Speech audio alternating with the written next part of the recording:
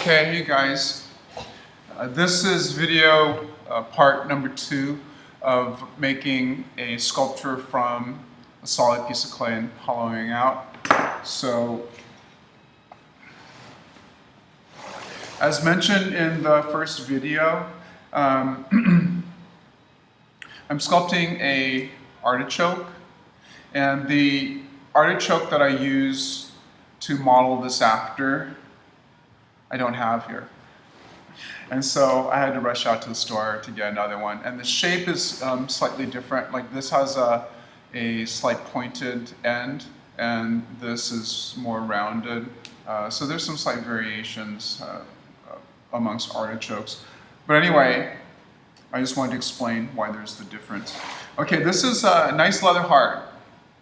And so I've already begun, but I'll explain to you what I've done. So leather hard clay is pretty stiff. It's not sticky anywhere to the touch at all.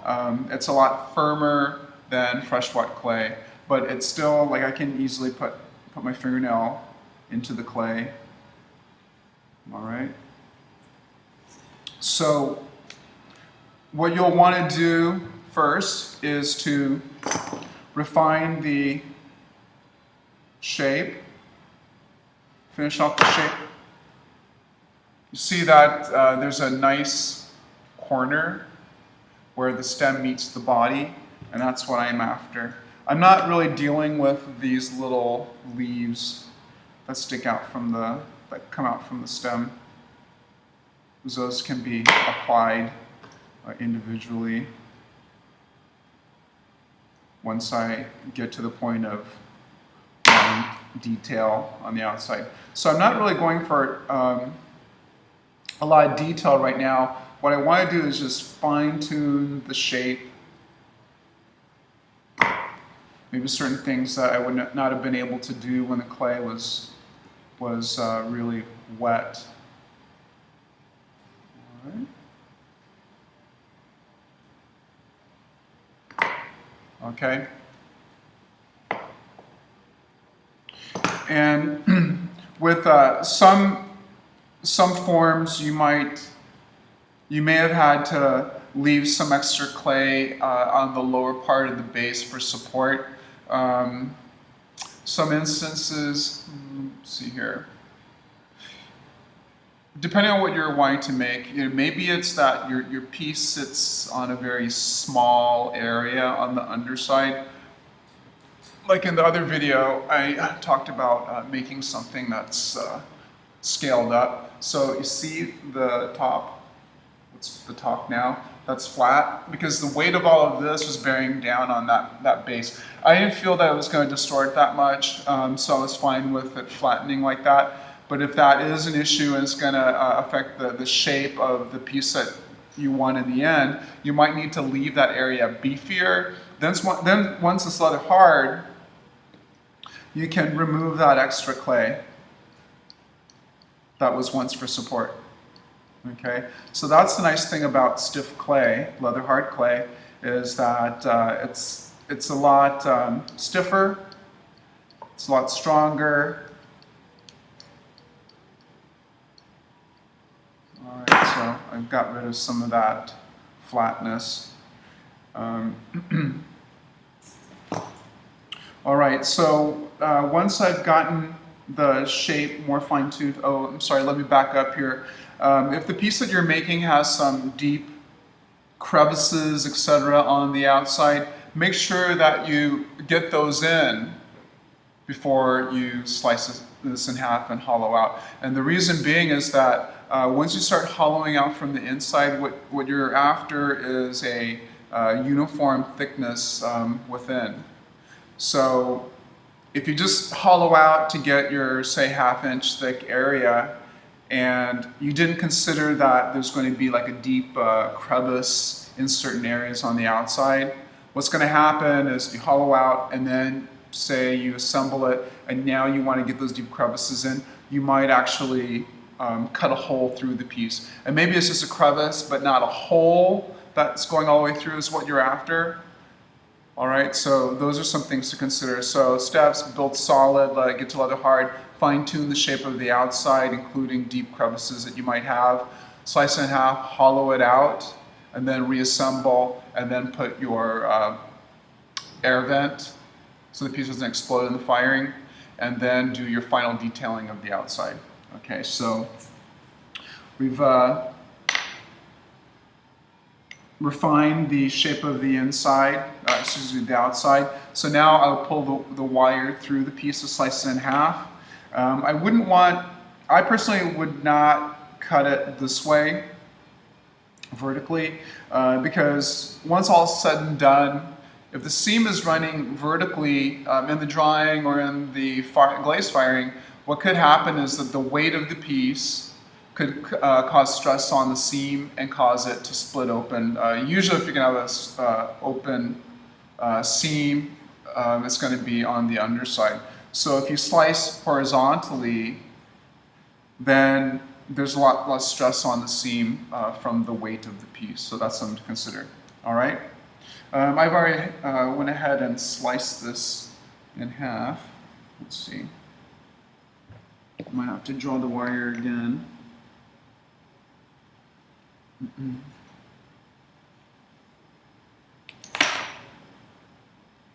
All right.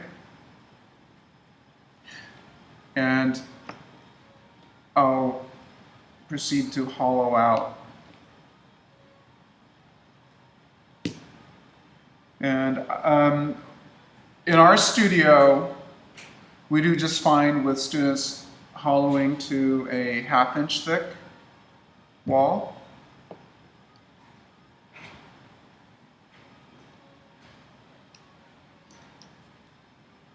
And I'll just do a little bit more to give you an idea of what I'm expecting.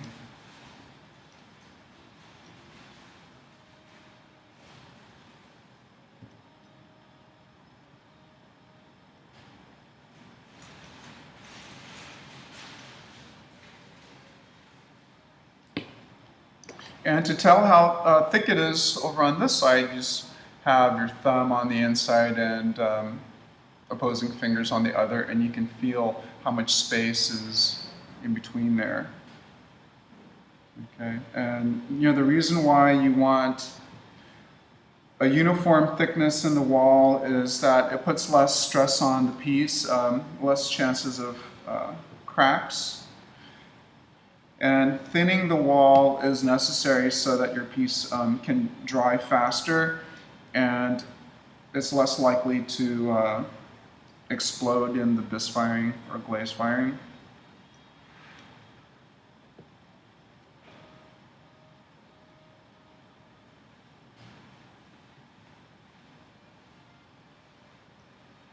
Okay.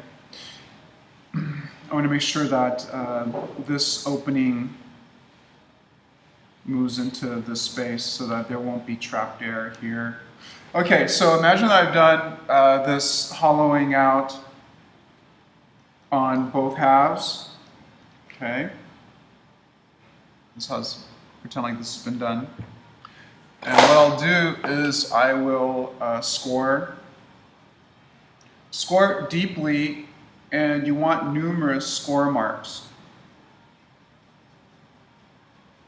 This is just a little kitchen gadget I got at an Asian market. It's great. It's got all these little teeth and makes scoring a lot faster. I don't like using a fork because I find that the tines are too wide and it displaces a lot of clay and it doesn't really score that deeply. So look at that. That's scored deeply and lots of score marks. Okay, so pretend like this has been hollowed out. And you score throughout, you know, this perimeter or the edge. Okay, so then you want to use water to, use water or slip along the edge here where the seam is going to be. So wherever you've scored, you want to use water or slip.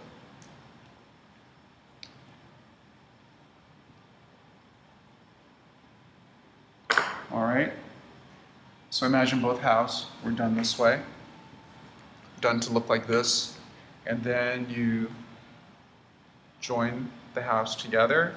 I make sure that the seams are aligned well before I start pressing the joint to close and to be a nice, I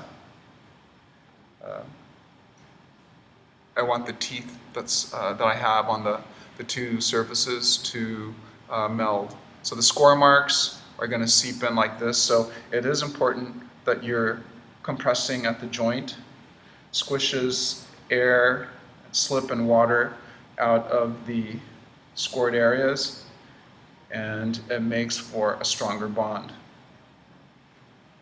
Okay?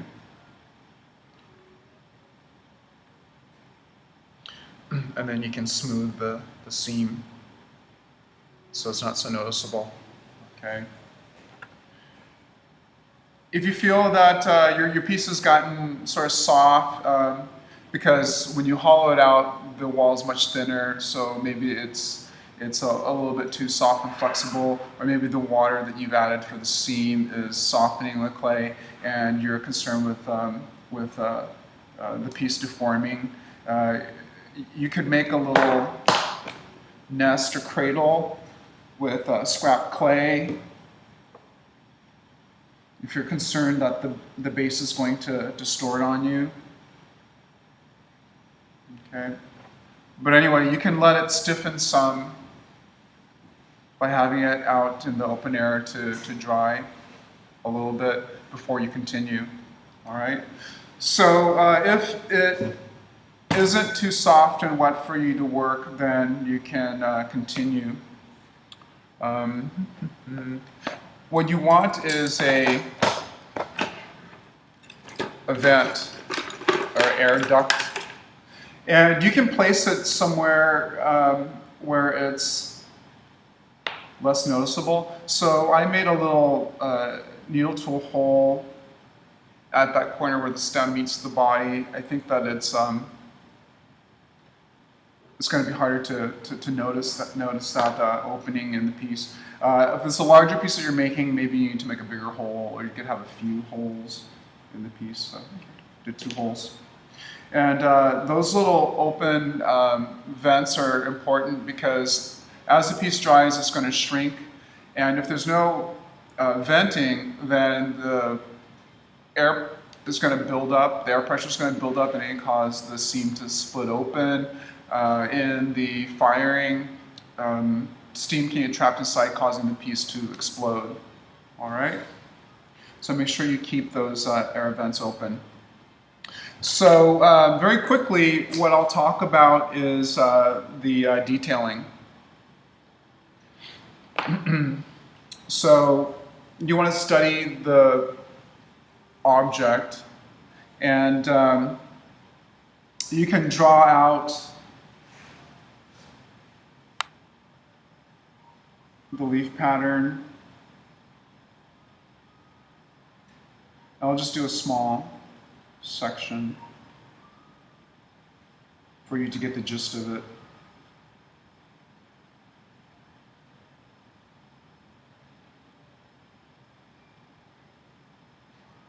Seems as though the leaves are smaller up here, and then they get bigger, and then they get smaller again down there. Oops. So I've drawn that out. And we're going to use a little bit of, how would I put it? A little bit of, not magic, illusion. Okay, so what I find is that the leaves have a slight curve to them. They're slightly domed. And so I want to get that, and also there are these little holes, little spaces underneath. And so what I'm going to do is I'm carving, I'm tilting the tool at an angle, so I'm getting a bevel cut.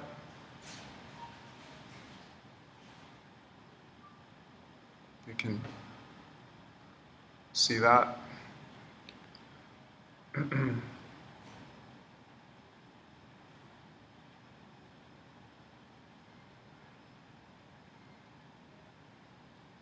So with detailing, do the major, aspects of the surface, the major details, and like the bolder details is what I mean by major. And then do your the finer.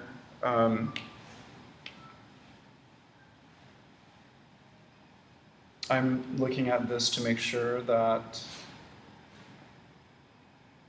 I've got how the leaves stack figured out. So do the bolder details first, and then the smaller, more fine, tiny details last. So I'm just trying to get the major contour of the leaves done at this point. And then I'll go in and put those striations that the leaves have on the surface. So it really requires you to look closely at the object to understand how it's made, how it grew. Okay, so what I've done is I've carved the sides, so this is more domed, and then I carved in here and here, because I want this to look as though it's underneath or this leaf is stacked on top, and then I've carved the sides to get that dome. So just keep going through like that, but all the information that I need is in here, and I just want to make sure it's placed in there. Something else that can be done, and I would do this step that I'm about to explain after I've done what I've done here throughout. You can take a tool, any kind of maybe skinny, sharp tool, and what I've done is I've gone underneath here to get some of this clay scooped out. Okay, see how, oops, there's that little space. And so it makes it look like these leaves are individual, that they've grown out from this versus something that's just solid.